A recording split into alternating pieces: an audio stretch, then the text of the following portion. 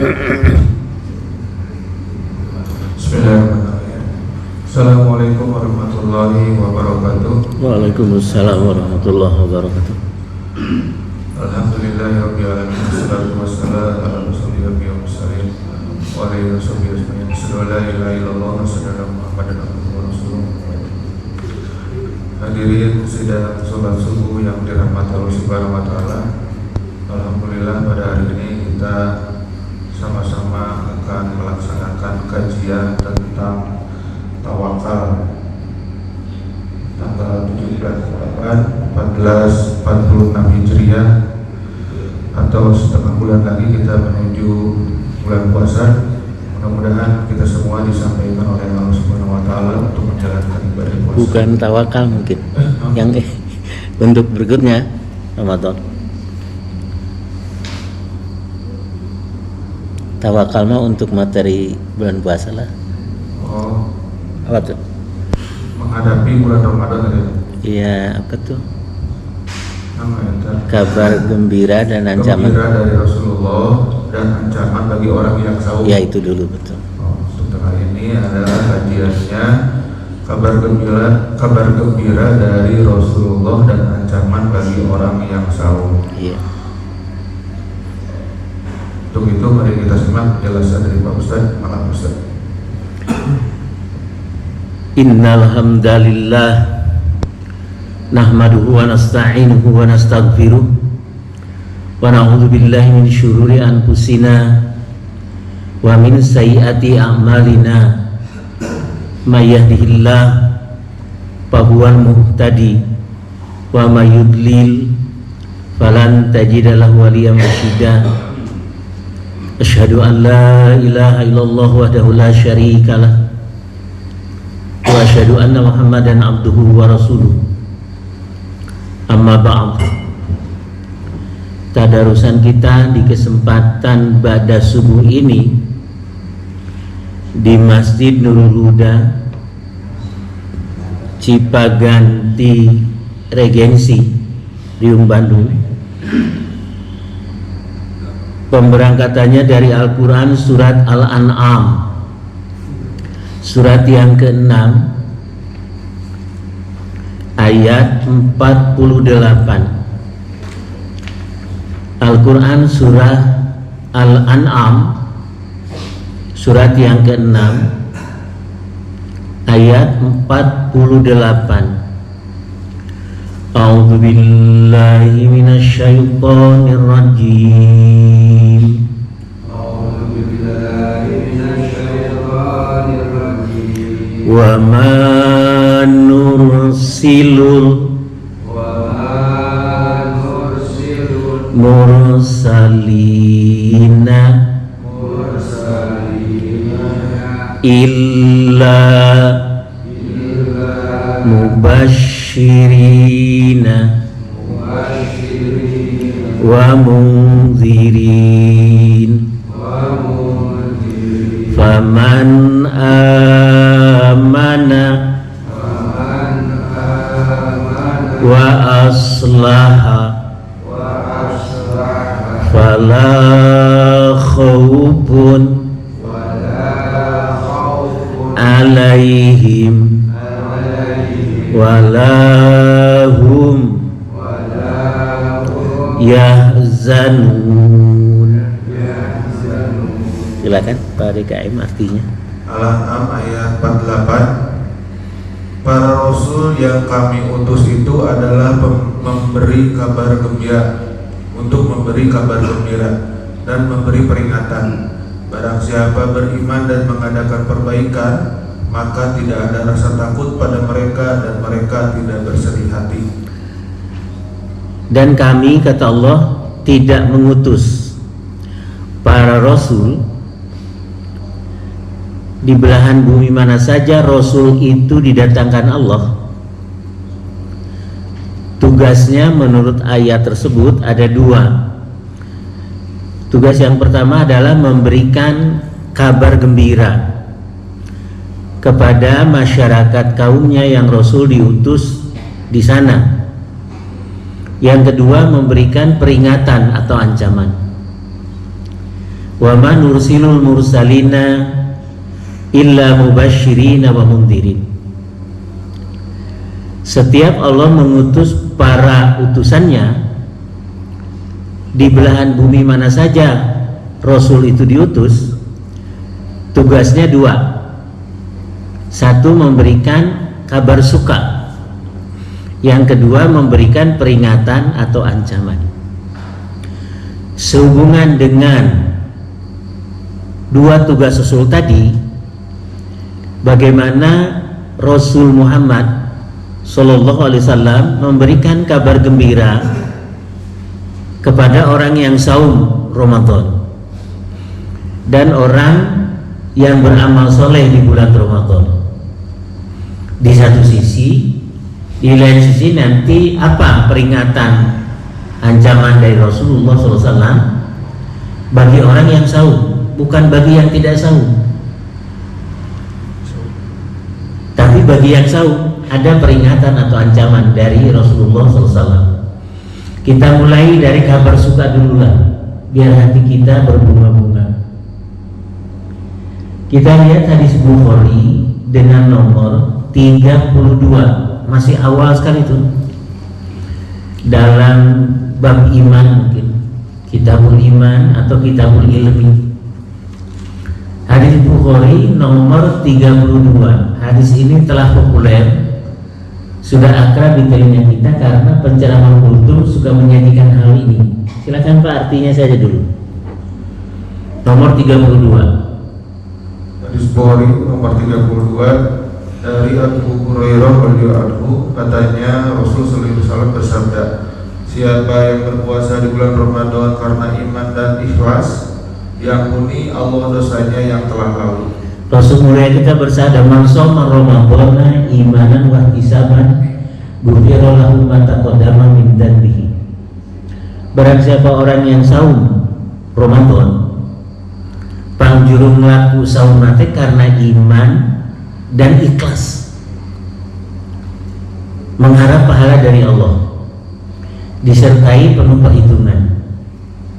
Ihtisaban itu bisa artinya ikhlason, ikhlas semata-mata karena Allah, disertai saumnya itu penuh perhitungan,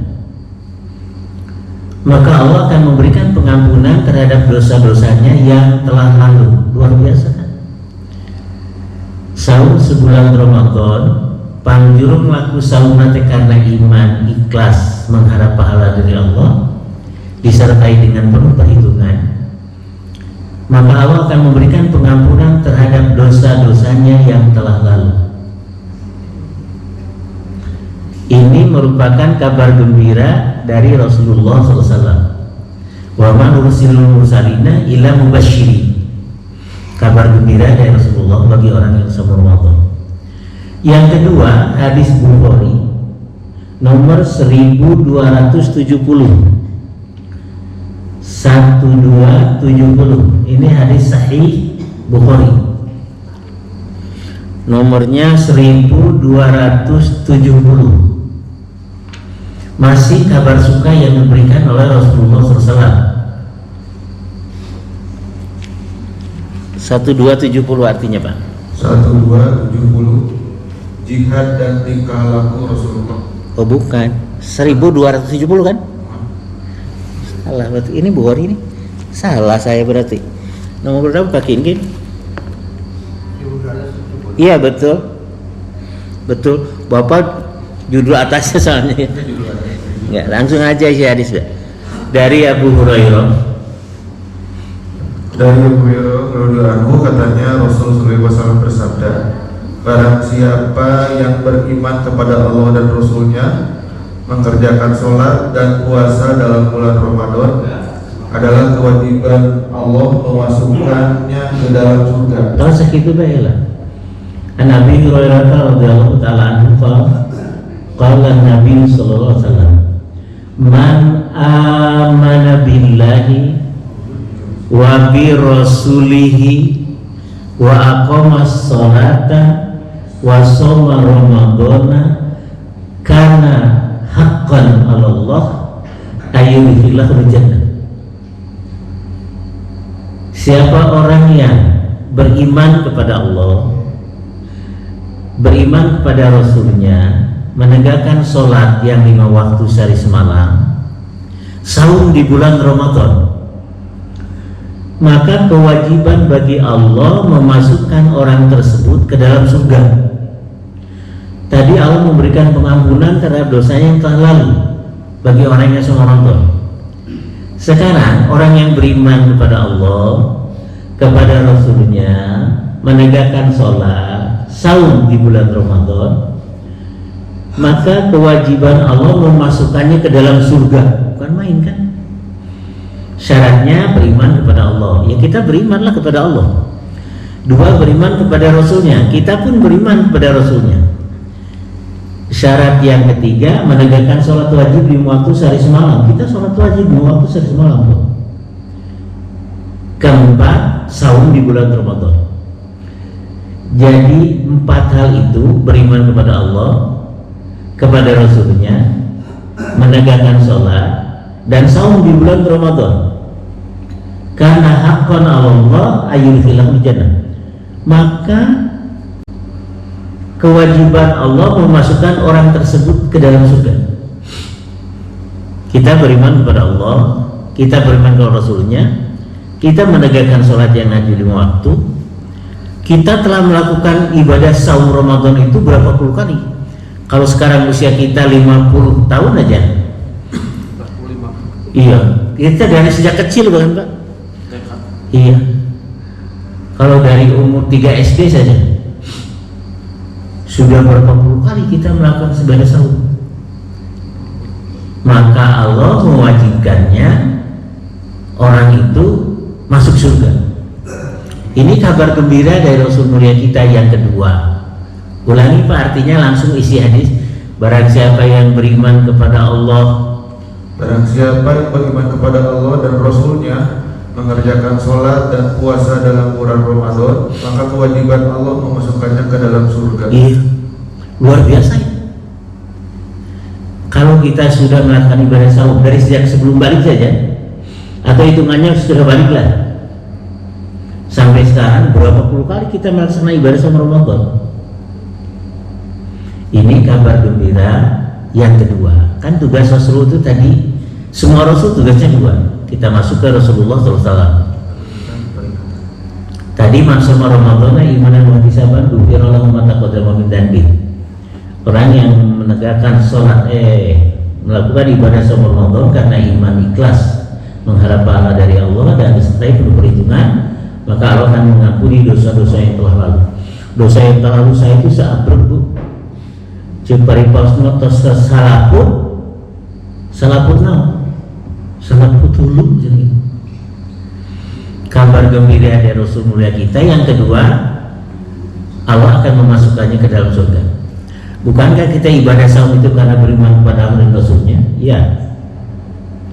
Baik orang itu berjihad di jalan Allah atau tidak berjihad di jalan Allah. Lanjutan hadisnya begitu. Dia mati di negeri tempat tinggalnya, di dalam kasur, tetap Allah mewajibkan masuk ke dalam surga. Baik orang yang beriman kepada Allah dan Rasulnya, menegakkan sholat, saum Ramadan, berjihad di jalan Allah ke garis depan, atau tidak, mati di tempat tinggalnya sendiri, tetap kewajiban Allah memasukkannya ke surga. Teruskan Pak hadisnya.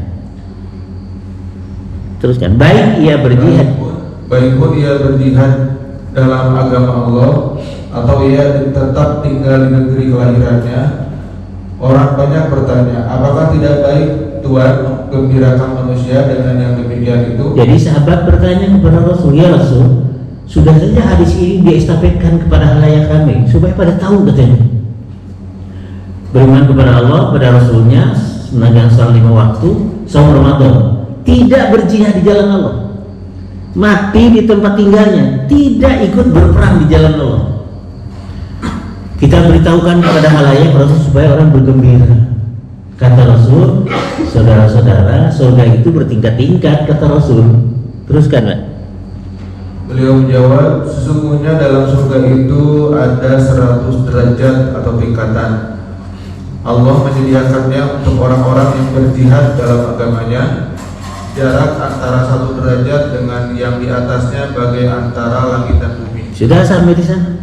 Rasul menjawab, surga itu bertingkat-tingkat, ada 100 tingkatan.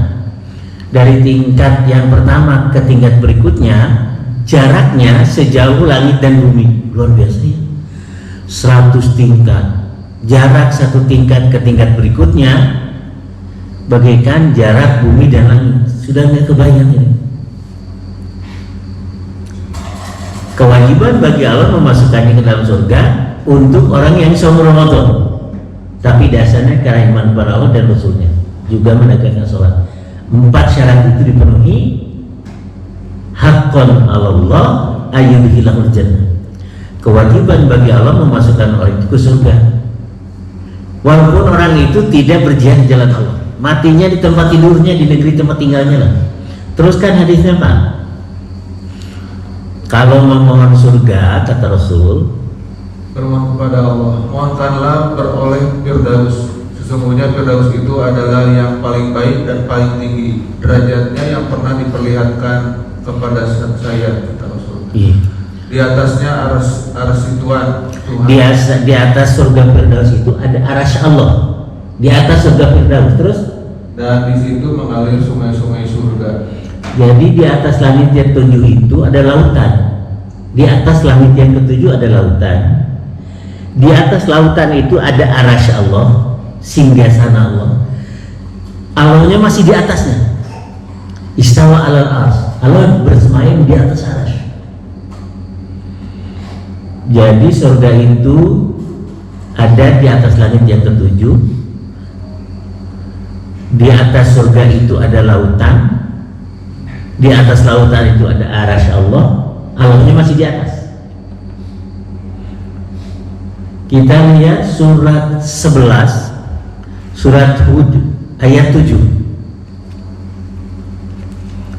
Surat 11 Hud ya, diturunkan di Mekah. Ayat 7, langsung artinya aja Pak DKM. Dialah Allah yang telah menciptakan langit dan bumi dalam 6 masa, 6 periode. Dan dialah yang menciptakan langit dan bumi dalam 6 masa, dan arsy-Nya di atas air. Sudah. Wa kana arsyuhu 'alal ma'. Dan arasy Allah itu berada di atas air. Baru arasy Allah, Allahnya berada di atasnya lagi, mentok sudah. Dan sungai-sungai surga itu dialiri dari lautan yang ada di bawah arasy. Mengalirlah sungai-sungai ke dalam surga dari lautan yang berada di bawah arasy Allah. Ulangi sekali lagi Pak artinya. Dan dialah yang menciptakan langit dan bumi dalam 6 masa, dan arsy-Nya di atas air. Sudah, wa kana arsyu al-ma'. Setelah Allah menciptakan, sebelum Allah menciptakan langit dan bumi, diciptakan dulu arasy Allah. Luasnya bukan alang kepalang arasy Allah itu. Di hadis disebutkan bagaikan orang melemparkan koin ke tengah padang pasir. Koin dilemparkan ke tengah padang pasirnya. Padang pasir itu luasnya arasy Allah. Sebuah koin yang dilemparkan itu hanya dunia dan isinya. Di hadis lain mengatakan seperti itu. Kita lihat hadis Muslim. Nomornya kalau nggak salah 2277 atau nomor apa? Kalau nggak salah 2277. Lihat dulu, benar nggak? Hadis Muslim. Allah menciptakan segala ketetapan atau takdir 50.000 tahun sebelum Allah menciptakan langit dan bumi. 50.000 tahun sebelum Allah menciptakan langit dan bumi, ketentuan atau takdir bagi seluruh makhluk sudah ditetapkan Allah dulu. Dan ketika itu arasy Allah berada di atas air, betul nggak Pak? 227, 227 itu ya. Segala-galanya terencana, ada judulnya Pak. Segalanya terencana. Judulnya dibaca dulu Pak. Hadis Muslim 2277, segala-galanya terencana. Terus Dari Abdullah bin Amr bin Ash radhiyallahu anhu, katanya dia mendengar Rasulullah SAW bersabda, Allah Ta'ala telah menetapkan segala ketetapan takdir bagi seluruh makhluk 50.000 tahun sebelum diciptakannya langit dan bumi, dan ketika itu arsy Allah Ta'ala berada di atas air. Sudah saya baca. Kata Allahu maqadirul khalaiq bi khamsina alfasana qabla ayyahum qasamawati wal ardh wa kana arsyuhu 'alal ma'. Allah telah menetapkan ketetapan atau takdir bagi seluruh makhluk, bukan hanya manusia. Seluruh makhluk sudah ditetapkan takdirnya, ketentuannya. Kapan Allah menetapkannya? 50.000 tahun sebelum Allah menciptakan langit dan bumi. Sebelum langit dan bumi diciptakan, Allah sudah menetapkan ketetapan atau takdir bagi seluruh makhluk 50.000 tahun. Dan ketika itu arsy Allah berada di atas air. Jadi Allah sebelum menciptakan langit dan bumi menciptakan arsy dulu di atas air, lalu Allah menciptakan Allah. Jadi surat 11 ayat 7 dibawa ke hadis Muslim 2277. Segala-galanya terencana. Sudah ya. Balik lagi ke saum Ramadan. Sekarang amaliyah Ramadan, kabar gembira dari Rasulullah kita, hadis Bukhari nomor 31 dan 29. Tadi 32 hadisnya, yang saum Ramadan akan diampuni Allah dosa yang telah lalu. Bukhari 1270 akan masuk ke surga. Sekarang Bukhari nomor 31 dan 29. Silakan Pak artinya. 31 dulu baru 29. Bukhari 31 dari Abu Hurairah radhiyallahu anhu, katanya Rasulullah SAW bersabda, siapa yang menegakkan sholat di bulan Ramadan karena iman dan ikhlas, diampuni Allah dosanya yang telah lalu. Hadis ini populer sekali. Penceramah kultum selalu menyajikan di sini. Man qama ramadhana imanan wa ihtisaban ghufira lahu ma taqaddama min dhanbi. Sasa jalma anu ngadegen salat dina pentingan bulan Ramadan, nama salatnya Qiyamul Ramadan.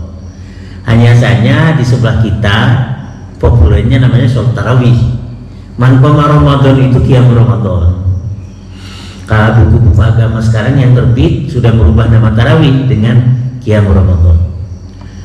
Pangjurung laku sholat malam di bulan Ramadan teh karena iman, ikhlas, mengharap pahala dari Allah serta penuh perhitungan, maka Allah akan mengampuni dosa-dosanya yang telah lalu. Wan Sulandai hadisnya isinya aja Pak. Barang siapa yang 31 yang menegakkan sholat di bulan Ramadan karena iman dan ikhlas, diampuni Allah dosanya yang telah lalu. 2. Kabar gembira dari Rasul ini. Karena tugas Rasul itu memberikan kabar gembira di satu sisi, di sisi lain memberikan peringatan atau ancaman. Hadis Bukhari nomor 29. Berbeda nih hadis Bukhari nomor 29 itu. Silakan Pak. Hadis Bukhari 29 dari Abu Hurairah radhiyallahu anhu, katanya Rasul sallallahu alaihi wasallam bersabda, barang siapa melakukan sholat di bulan Di malam Qadar karena iman dan ikhlas, niscaya diampuni Allah dosanya yang telah lalu. berbeda dengan nomor 31. Ini mayyakum lailatul qadri. Sah sajama nu ngadegen salat dina pentingan qadar.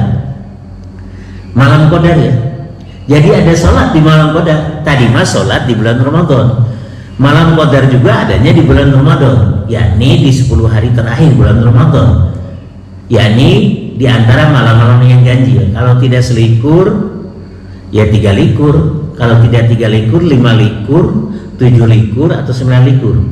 Ibu-ibu gaul sekarang nggak tahu hitungan likur, tahunya 21, 23, 25, 29, 27, 29. Ibu-ibu gaul sekarang mah gak apa kena tangan malam lilipuran. Kalau di kampung mas 10 hari terakhir Ramadan itu malam liburan, masjid semakin penuh. Di kita berbeda. Babak penyisihan, aya kemajuan, sopna maju ke hareup. Jadi dibalik di urang, mestinya 10 hari terakhir semakin kencang, bahwa kita mundur teratur itu. Arabnya baca mayyakum lailatul qadri, Pak. Mayyakum lailatul qadri nomor 9.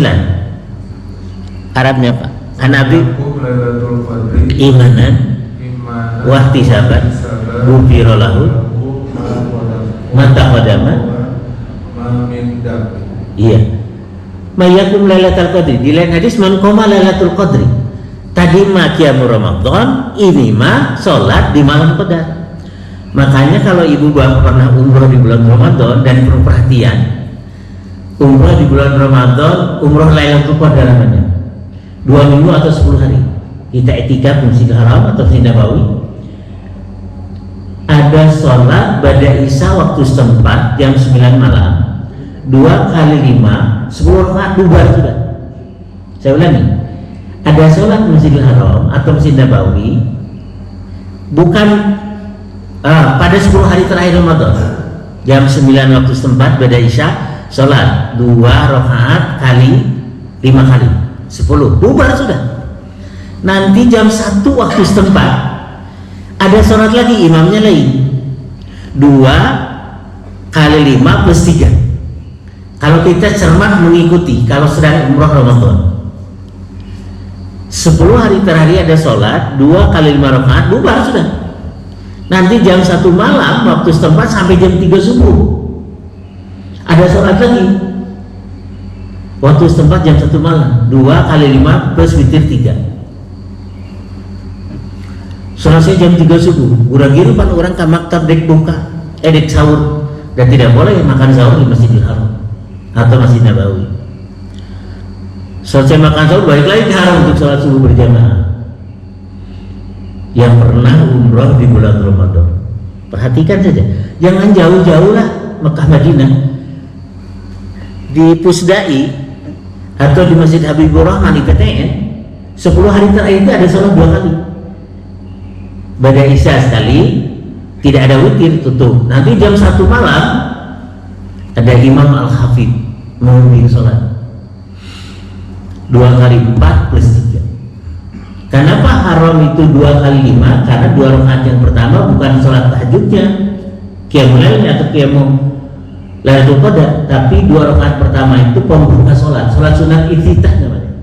Di hadisnya ada bahwa dibuka dengan 2 rakaat pertama. Jadi 2 kali 5 itu yang 2 rakaat itu bukan ininya sholat malamnya, sholat pembukaan, sholat sunat iftitah. Kenapa? Jadi gini Pak, 10 hari terakhir bulan Ramadan ya, baik Masjidil Haram Mekah atau Nabawi Madinah, jam 9 waktu setempat ada sholat 2 rakaat kali 5 adegan 10 bubar sudah. Karena kita itikaf di Haram, nanti jam 1 waktu setempat ada sholat lagi, imamnya lain, 2 rakaat kali 5 adegan plus witir 3. Kalau kita itikaf di Haram 10 hari terakhir, kebetulan saya dan ngongkosin, ada pengusaha muda di Gria Saraka ngongkosin saya mau duduk cantik aja tinggal berangkat. Dia nanya, Ustadz masih visanya berlaku nggak? Visa haji masih? Saya bilang enggak. Kita umroh Ramadan tapi syarat 1 bulan katanya. Itu biasa tuh Pak, 1 bulan mah abdi ngejar setoran di Bandung, ngejar setoran saya, ada jadwal sana sih. 2 minggu aja Pak, 2 minggu aja diurus sama segala sesuatunya dia. Dulu saya duduk cantik aja.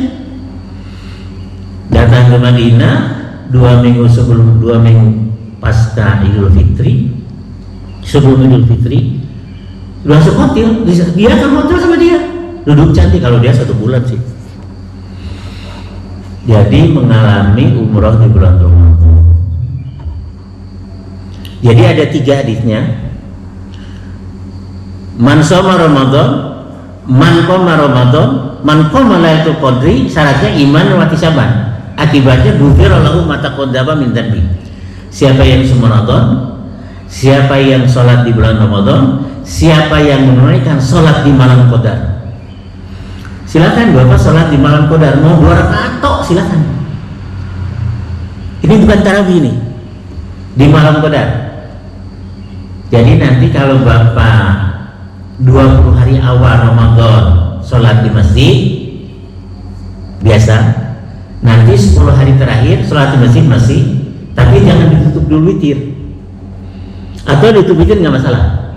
Tahu waktu sholat qiyamul Lailatul Qadarnya Bapak tinggal sholat 2 rakaat salam, 2 rakaat salam, 2 rakaat tanpa witir. Karena la witronin bi lailatin, tidak boleh sholat witir 2 kali dalam semalam. Atau sholat tarawih di masjid tanpa witir, nanti sholat Lailatul Qadarnya 2 rakaat ditutup dengan witir. Begitu. Ada pertanyaan sampai di sini. Dan orang yang saum Ramadan itu karena iman kepada Allah Rasulnya dan menegakkan sholat akan dimasukkan Allah ke dalam surga. Ya Allah, luar biasa dulu. Manakala saumnya berhasil, harus ada syarat ya. Manakala saumnya berhasil, nanti peringatan ancamannya diberikan. Bagaimana yang gagal total saumnya itu ada. Jadi penceramah kultum itu harus memberikan peringatannya, ancamannya, ulah kabar gembira dibikin teh, ada ancaman tadi dibikin, nggak adil itu namanya. Silakan Ustaz. Waalaikumsalam warahmatullahi wabarakatuh. Tiga pertanyaan Ustaz, tapi mungkin di pertama. Oh iya. Pertama terkait dengan derajat hadis untuk sholat tasbih. Sampai mana apakah bisa diamalkan? Yang kedua tadi terkait dengan umroh atau misalnya kita beribadah di haram, apakah lebih banyak tawaf atau melakukan sholat sunnah yang lainnya? Kemudian yang ketiga terkait dengan mendirikan sholat malam atau tarawih. Saya pernah dengar hadis kalau misalnya kita sholat bersama imam sampai selesai dicatat pahalanya seperti sholat semalam subuh. Iya. Tapi kalau misalnya kita habis bisa kemudian kita sholat sendiri di rumah bersama keluarga, apakah pahalanya sama? Iya. Pertanyaan yang pertama dulu ya. Apa tadi? Derajat hadis sholat tasbih. Derajat hadis salat tasbih, kalau manhaj salaf mengatakan boleh. Jadi kalaupun tidak sahih hasan.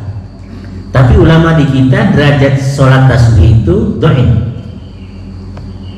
Kalau manhaj salaf Saudi lagi.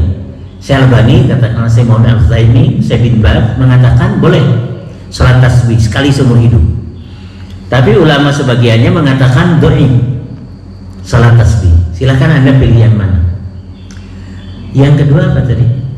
Kalau kita umroh lebih banyak. Umroh Ramadan itu membanyak tawaf atau sholat sunnah. Silakan dua-duanya kerjakan. Sholat di Masjidil Haram itu atau Masjid Nabawi atau Masjid Aqsa itu berlipat-lipat pahalanya. Makanya tenaga kerja kita yang di Saudi panen itu. Atau untuk penduduk sholat itu yang 100 kali lipat atau 1000 kali lipat sholat selain di 3 masjid itu, Haram, Nabawi, dan Aqsa. Silakan dua-duanya laksanakan saja. Tawaf sunat ya maksudnya. Dua-duanya laksanakan, tapi sholatnya itu dilaksanakan. Kemudian ada hadis sholat bersama imam qiyamul Ramadan, mahalanya banyak. Tapi sholat sunnah itu sebaiknya dilakukan di rumah. Ada lagi hadisnya. Jadi dua-dua hadis itu laksanakan saja. Rasul itu sholat tarawih di masjidnya hanya 3 malam, tapi tidak berturut-turut. Ini salah kalau khotib mengatakan Rasul tanggal 1 Ramadan, 2 Ramadan, 3 Ramadan, salah. Rasul 21 Ramadan, 23 Ramadan, 25 Ramadan. Jadi 3 hari berturut-turut begitu. Di 10 hari terakhir bulan Ramadan. Jadi kalau sempat berjamaah silakan bagikan sholat semalam suntuk atau ardul sholatul mar'i fi baitihi la maktubah. Sebaik-baik sholat seseorang itu sholat sunnah di rumahnya kecuali sholat di masjid. Rasul pernah mencontohkan diimami para sahabat 3 malam Ramadan 21, 23, 25. Dikiranya 1 Ramadan sampai 3 salah, itu bukan begitu. Jadi Rasul selain 21, 23, 25 sholatnya di rumah tuh Rasul. Silakan Bapak mau ikuti hadis yang kedua tadi, bagikan sholat semalam suntuk, sholat bersama imam, atau afdal sholatul mar'i fi baitihi ila maktubah. Sebaik-baik sholat seseorang, baik wanita atau laki-laki di rumahnya kecuali sholat fardu gitu kan. Kalau sholat tarawih itu kan sunnah, jadi sebaik-baik sholat seseorang itu di rumahnya kecuali sholat fardu di masjid. Itu hadisnya begitu bunyinya ya. Jadi silahkan dipilih. Untuk memperbanyak tawaf silakan, berbanyak sholat sunat silakan. Dua-duanya dikerjakan saja. Karena sholat sunat itu kalau sholat malam ya, sholat. Nanti menjelang subuh kita tawaf lagi gitu ya, tawaf sunat ya. Ya, kita lanjut. Ya, kalau nggak ada, bagus. Kosong sholat masjid hari ini. Kulan? Kalau mau di rumah kosong masjid. Iya tahu. Karena Rasulullah pernah mencontohkan 3 malam tapi tidak berturut-turut di malam oleh sahabat. Jadi nanti tarawih di masjid, tapi sewaktu-waktu mungkin kita berhalangan. Jadi qiyamul Ramadannya tarawihnya di rumah ya. Yang lebih bagusnya waktunya menjelang sahur. Waktu utamanya 12 ke atas. ya. Coba lihat surat 73, dasar hukumnya surat 73 ayat 1 sampai 5 saja. Yang maksud saya begini, jadi kan maksud saya boleh nggak? Jadi logika itu keluar sendiri. Perempuan itu wajib seorang mesti menempati di rumah. Iya perempuan. Tapi ketentuan istilahnya untuk membuat halal itu tidak terikat perempuan kalau laki-laki kan. Kepada manusia sudah sholat di masjid misalkan pahala segini. Nah boleh nggak logika gitu kan? Kenapa sih perempuan di rumah? Udah di masjidnya lebih tinggi kan lebih pahalanya gitu misalnya. Ini kalau saya, jadi ada nggak sampai jauh mana ke nalar kita? Misalnya tadi juga kan gitu. Misalnya gini, sebaik-baik sholat itu Di rumah. di rumah. Kecuali sholat fardu. Sedangkan tarawih itu misalnya kan Sunat. sunat tapi di keluarga tinggi bukuan Islamnya banyak. Kalau di rumah masih kosong itu masjid. Orang logika dikabarin udah dari masjid aja. Iya. Kalau perempuan itu tetap sebaik-baik sholat perempuan baik wajib atau sunnah di rumah. Hadisnya begitu. Tapi kalau perempuan mau ke masjid ada mahramnya jangan dilarang. Hadisnya ada Pak. Perempuan sholat berjamaah silahkan di masjid asal terhindar dari fitnah, gitu kan? Dan ada mahramnya. Kalau dekat ke masjid ya di masjid aja. Tapi sebaik-baik sholat perempuan itu hadisnya di rumah sholat wajib ini. Tapi jangan dilarang kalau ke masjid gitu ya. Hadisnya memang begitu. Berlaku di masjid Nabawi dan Haram gitu. Iya Bapak kalau lagi umroh haji dek naon di hotel tuh sholatnya mending ke haram Bapak jangan Nabawi begitu lipat-lipat ada Pak. Betul itu logikanya kalau lagi umroh dan haji. Tapi kalau di rumah kalau di sini kalau di umroh atau haji mah ya Allah ongkosnya mahal. Tapi kalau lagi di sini nih di tempat sendiri nggak ada pahala ratus lipat kali itu di masjid ini kecuali 3 masjid.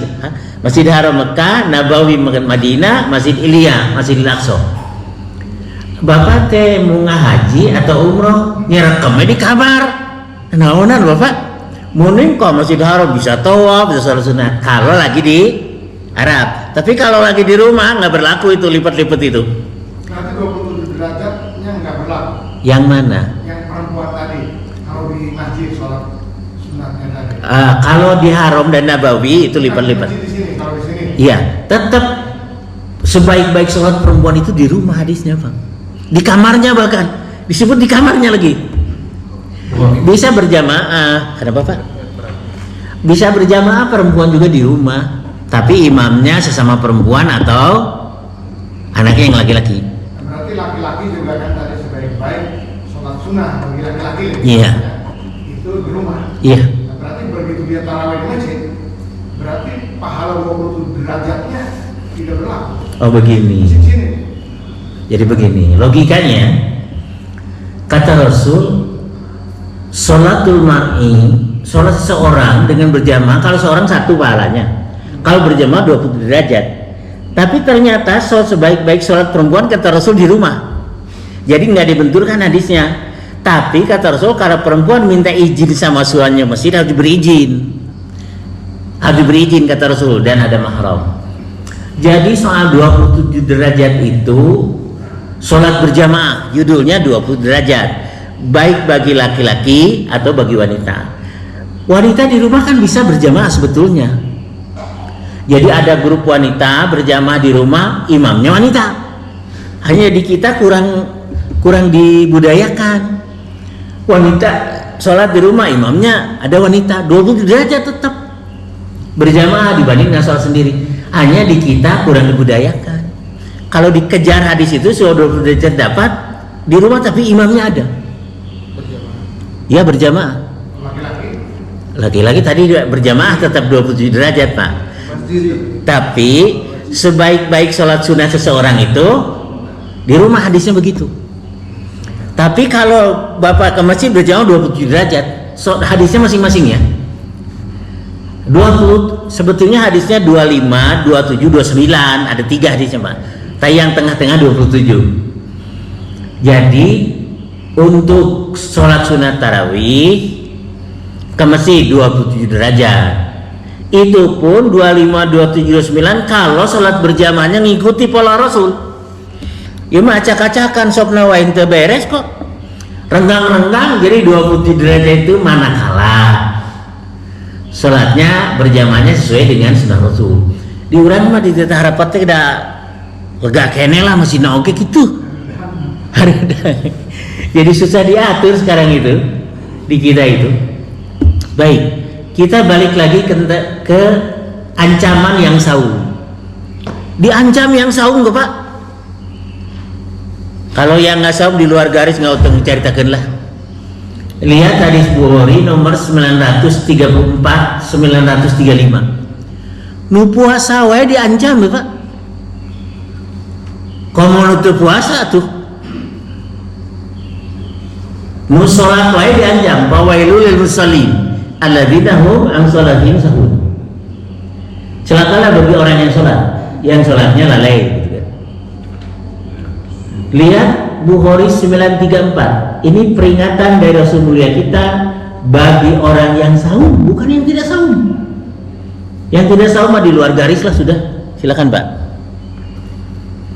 Bukhari 934 dari Abu Hurairah radhiyallahu anhu, katanya Rasul sallallahu alaihi wasallam bersabda, barang siapa tidak meninggalkan ucapan dusta dan amal jahat, maka Allah tidak butuh kepadanya dia meninggalkan makan dan minum.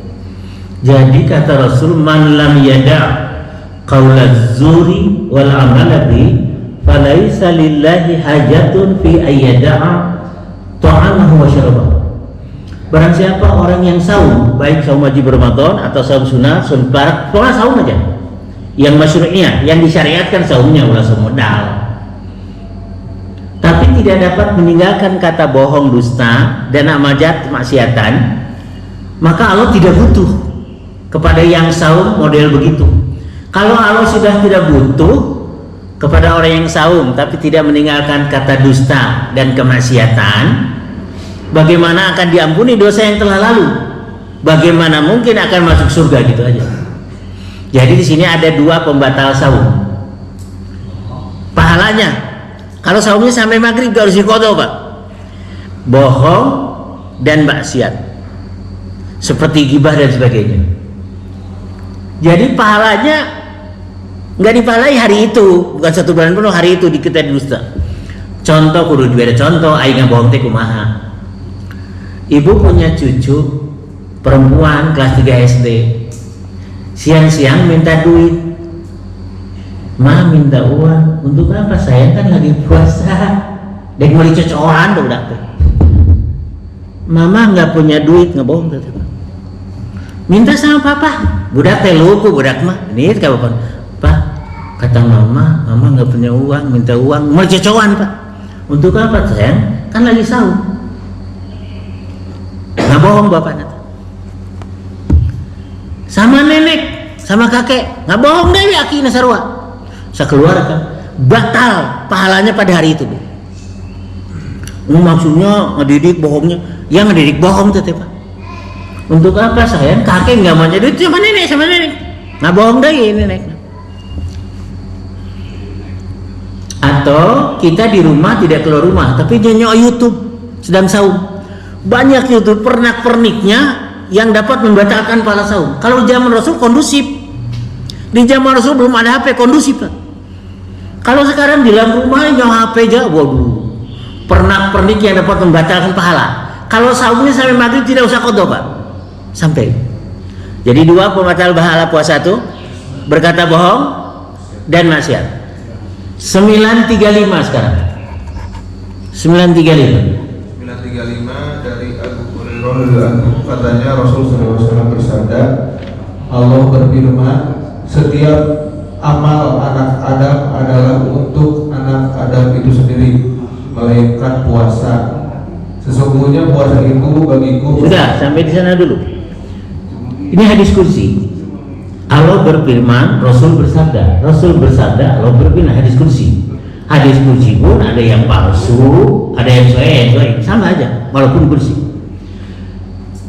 Kata Allah berfirman, kullu amal ibni Adam lahu ila siyam. Setiap amal anak Adam teruntuk bagi anak Adam itu sendiri, manusia, kecuali saum. Fa innahu li. Karena sesungguhnya saum itu bagiku, kata Allah. Ulangi, Bu. Karena sesungguhnya saum itu bagiku, kata Allah. Ada. Ya. Sesungguhnya puasa saum itu bagiku, kata Allah, dan aku membalasi puasanya. Ya, kenapa Allah mengatakan saum itu untukku? Kalau ibadah yang lain untuk anak Adam itu sendiri, kalau saum spesial untukku, kata Allah. Saya diajari sama Kiai, kenapa Allah mengatakan saum itu untukku? Jawabannya ada pada surat 51-57. Ini di hadis dibawa ke Quran sama Kiai. Waduh, ya Allah. Mestinya Quran ditafsiri hadis. Ini hadis ditafsiri Quran. Berapa puluh tahun yang lalu saya diajari oleh Kiai. Saum itu bagiku, kata Allah. Kenapa? Karena ada surat 51-57. Ikuti saya. 51 Ad-Dzariyat ayat 57. A'udzu billahi minasyaitonir rajim. Ma uridu minhum mir rizq wa ma uridu ayyut'imun. 51 Ad-Dzariyat 57 artinya Pak DKM. Ad-Dzariyat 57. Aku tidak menghendaki rezeki sedikit pun dari mereka, dan aku tidak menghendaki agar mereka memberi makan kepadaku. Kata Allah, aku tidak butuh makhluk, tidak butuh rezeki dari makhluk. Bahkan makhluk manusia diberi rezeki dari Allah. Jangan manusia utek tengok walang tak kayak diberikan ke Allah. Dan aku tidak membutuhkan supaya mereka memberi aku makan, kata Allah. Allah nggak makan, nggak minum. Oleh karena saum itu untukku, kata Allah. Persembahkan lapar dan hausmu kepadaku. Jadi waktu kita saum itu sedang mempersembahkan apa? Lapar dan haus kepada Allah. Tapi jangan sekali-kali persembahan kau cederai. Allah tidak mau menerima persembahan yang cacat. Apa cacatnya tadi? Berkata bohong, maksiat. Di hadis 935 ada lagi yang membatalkan puasa saum. Berkata kotor dan berkata kasar. Jadi 4 hal ini harus dijaga benar. Saum itu untukku. Kenapa saum itu untukku? Kata Allah, persembahkan lapar dan hausmu kepadaku. Aku tidak butuh makan. Aku tidak butuh rezeki dari makhluk. Bahkan aku yang menjamin rezekinya. Ma uridu minhum mir rizq wa ma uridu ayyut'imun. Teruskan hadisnya Pak, 935. Puasa itu bagaikan perisai. Teruskan Pak. 935. Puasa itu bagaikan perisai. Maka apabila seorang kamu berpuasa, maka janganlah berkata kotor dan jangan pula berkata kasar. Itu. Jadi ada 2 lagi yang membatalkan pahala saum. Berkata kotor, berkata yang tidak senonoh. Tahu kata yang tidak senonoh? Mujorang, mupor'on. Senonoh saja tidak boleh Bapak. Apalagi 2 nono, 3 nono. Senonoh aja sudah boleh. Dan berkata kasar. Harus berikan contoh. Dulu ada si cepot ngabuburit bulan puasa nih, dalam telemus ngabojek si Astra Jingga ngomong genjorak dalam si Astra Jingga puasa ente si Astra Jingga kai Pak kadenya ke bapak nate indung nama kernyapkeun tajil manehna eta cenah si Astra Jingga ngabodor ngomong gitu, ngomong jorak diperhatikan ku bapak mau memperhatikan nyepertikan yang batal pahalanya Bapak. Hanya karena nyepertikan. Aisyah Astrajingga batal tuh puasa henteu nu puasana dalam. Si Astrajingga mah kai dah. Atau berkata kasar atau bertengkar dengan orang rumah. Apabila seseorang memakimu, teruskan Pak. Ketika seorang mencacinya atau menyerangnya, maka hendaklah ia mengatakan aku ini puasa. Ya, kalau ada orang nyayat pas saya katakan ini shaimun. Sesungguhnya saya lagi sebat. Dilawanan, mengalah untuk menang. Bagi yang puasa, teruskan Pak. Bagi orang yang puasa ada dua kegembiraan. Yang menggembirakannya apabila ia berbuka ia gembira, dan apabila ia menemui Tuhannya ia gembira dengan puasanya. Ini hadis populer. Lisa ini farhatan. Bagi orang yang saum akan mendapat dua kegembiraan. Kegembiraan yang pertama kontan dibayar cash and carry. Cash and carry dibayar. Bagi orang saum, namun dek buka gembira pisan Bapak. Adan maghrib di dago-dago Bapak bulan puasa. Tijige di luar Ramadan. Cek Bapak nanti geus maghrib deui nya. Ngadenge adan maghrib kulutus. Aji kini boroknya nya Bapak ada Bapak sholat asar na tompera tuh. Usah dan maghrib deui kulutus. Ayo nama bulan puasa mah di setel radiona. Ada nu leuwih awal teh Surabaya nya banyak. Jadi rindu. Kegembiraan pertama cash and carry dibayar kontan. Kegembiraan kedua nanti di akhirat. Ketika dia masuk surga dan melihat Allah di surga, tidak berdesak-desakan tanpa penterjemah. Dalil Qurannya mana? Kegembiraan yang kedua dianjuk Pak. Berhasil nggak saumnya? Lihat surat 75 Al-Qiyamah ayat 22 dan 23. Lisa ini farhatani farhatun inda iftari wa farhatun inda liqa arabi. Kegembiraan bagian saum dua. Satu ketika berbuka dibayar kontan oleh Allah. Kegembiraan kedua dianjuk. Berhasil nggak saumnya? Ketika berjumpa dengan Allah di surga. Surat 75 Al-Qiyamah ayat 22-23 itu di saya. Wujuhun yauma idzin nadhirah ila rabbiha nadhirah. Silakan pada kemerti. Wajah-wajah orang mukmin pada hari itu berseri-seri. Wajah-wajah orang mukmin pada hari itu berseri-seri memandang Tuhannya. Wajah-wajah orang beriman pada hari itu dalam surga berseri-seri melihat Allah. Hadis Bukhari dikatakan melihat Allah. Dan puncak kenikmatan surgawi bukan persetubuhan dengan bidadari surga, bukan. Puncak kenikmatan surgawi ketika memandang melihat wajah Allah. Allah membukakan hijabnya, tidak terbakar lagi. Frekuensinya sudah beda.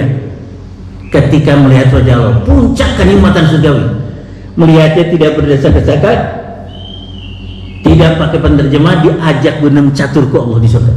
Ketika saumnya berhasil. Hadisnya 935 Bukhari. Lisa ini farhatan, farhatun inda iftarihi wa farhatun inda liqa arabi. Bagi orang yang saum akan mendapat dua kegembiraan.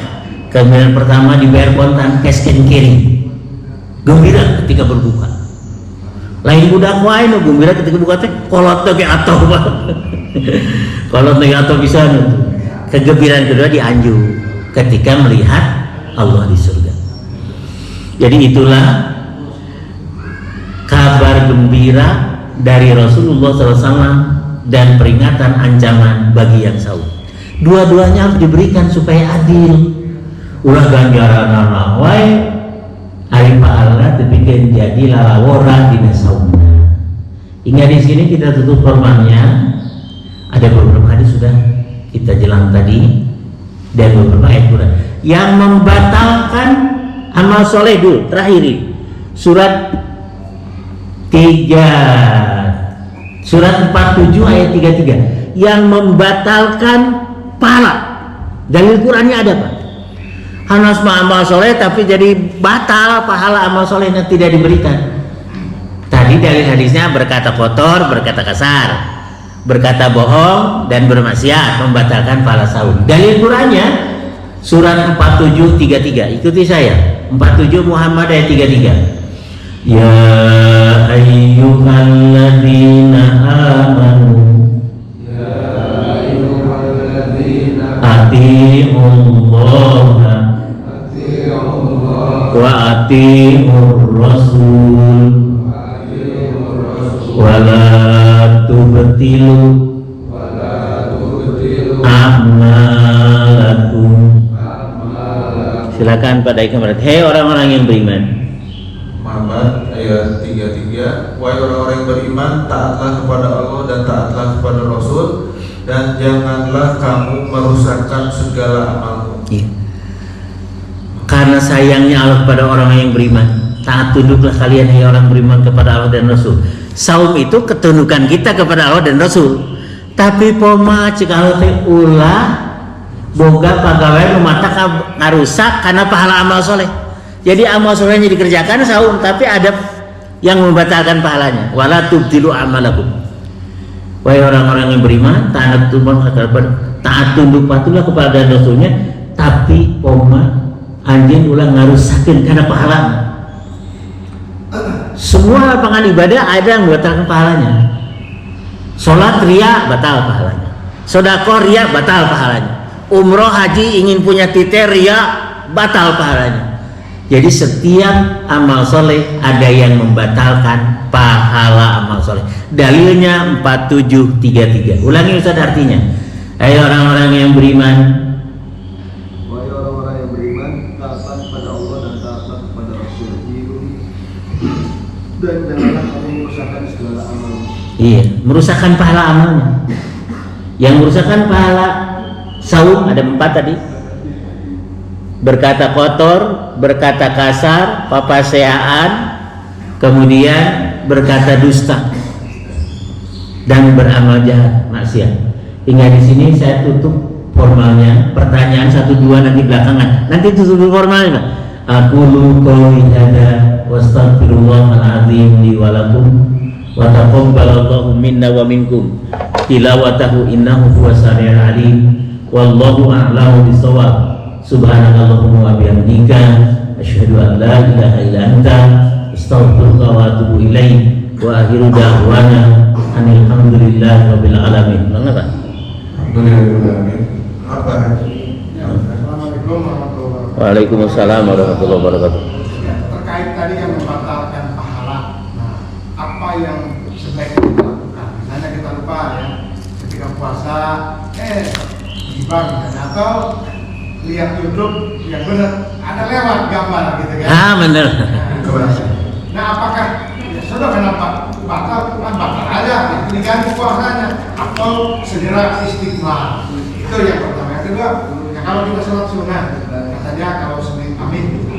Kalau di kantor itu kan tiba-tiba ada jamuan gitu, atau kita bertamu, katanya bagus. Kalau ditawarkan, kita membatalkan puasanya untuk Menghormati. membahagiakan, menghormati ya, menawar.